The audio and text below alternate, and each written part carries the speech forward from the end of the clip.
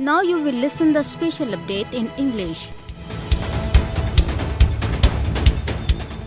In order to keep the outside world unaware of Indian war crimes in occupied Jammu and Kashmir, the authorities have placed restrictions on scores of journalists, mostly working with international media outlets, human rights activists and academicians, to prevent them from traveling abroad.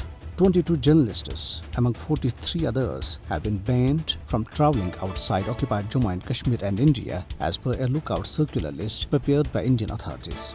These journalists, human rights activists and academicians are critical of Modi regime's inhuman treatment of the Kashmiri people.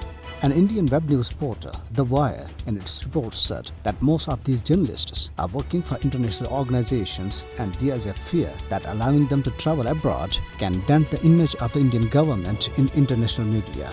Apart from journalists, the report revealed the profiling of human rights activists, civil society, lawyers and academicians is carried out by various sections of Indian police created for the purpose. Kashmiri leaders and scholars, including Dr. Ghulam Nabi Fai and All Parties Hurriyat Conference AJK chapter convener Muhammad Farooq Rahmani, thanked the Turkish President Recep Tayyip Erdogan for raising the Kashmir dispute at the United Nations.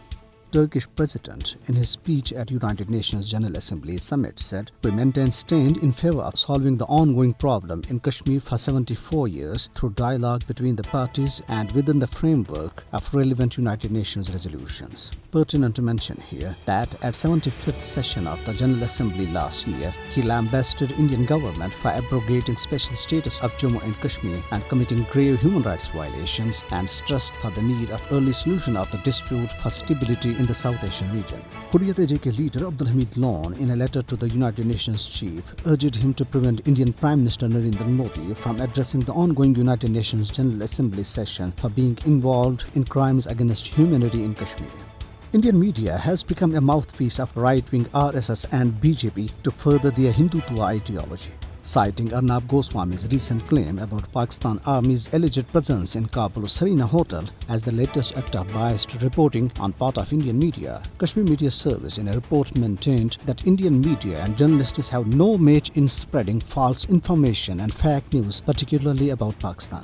The report said, despite getting exposed every now and then and bringing shame to their professional integrity as well as the country, Indian journalists and media outlets don't refrain from spreading hatred against Pakistan and making failed attempts to malign the country at the international level.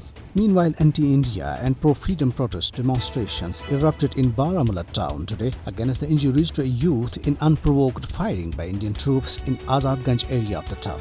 The protesters, while shouting slogans like "Go India, go back" and "We want freedom," complained that the troops have made their life a hell and they are not allowed to move freely. In continuation of repressive policies against Kashmiri people, Indian authorities have sacked 6 more government employees on the charge of affiliation with the ongoing freedom movement. Indian troops arrested 7 youth during cordon and search operations in various areas of Kashmir Valley and Jammu region. An Indian policeman killed his colleague in Handwara area of the Kupwara district. In India, a Hindu mob associated with Shiv Sena vandalized the house of All India Majlis-e-Ittihad al-Muslimin chief and member of Indian Parliament from Hyderabad, Asaduddin Owaisi in New Delhi. And this is for now. Keep listening Radio Sada Hurriyat Jammu Kashmir.